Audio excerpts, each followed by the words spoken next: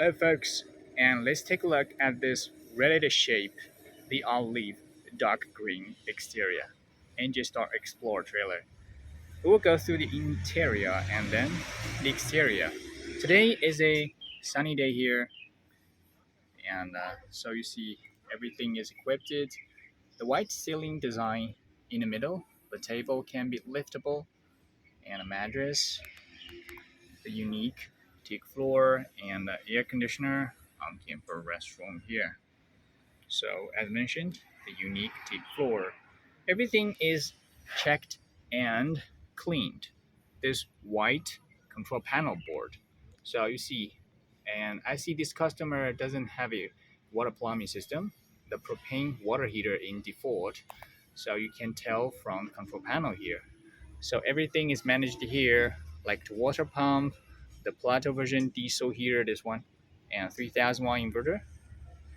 So if you want to using charging the USB on the camper, so you will open this inverter first, 3000 watt rated, and this column meter and the sacred ladder plug this one MP5 music system with Bluetooth mode here. So this one, when we export to the USA or Western countries, we were using the international one, the water tank here. We just do a simple introduction for this one here. The refrigerator, 40 liters capacity here. The ground clearance of this one is just 40 centimeters, and you can see the stage here. So the ground clearance is not so much higher. We can make it for 40 centimeters ground clearance of this one. Let's go through the exterior right now, so you can take a whole picture in this way. All right. In the front, let's take a look. The customer is using the default hitch. This one we call the trig hitch from Australia, made in China. Two safety chains always hang in front, in the rear of your car. 13 pin connections for the braking and signal lighting working at the same time for the rear trailer. The Anderson plug and the 1000 jack, the hand for manually towing the camper here. The front toolbox, you can put the propane tank inside. So everything is prepared for this camper. So just let me open this. We just do a simply and brief review. So here. So the pipe for the water heater and the kitchen also prepared. You just need to put a propane tank here, 5 kilogram weight, and the valves, everything is prepared for this camper as the extra parts list. So let's take a whole picture here. Wait, olive dark green is unique.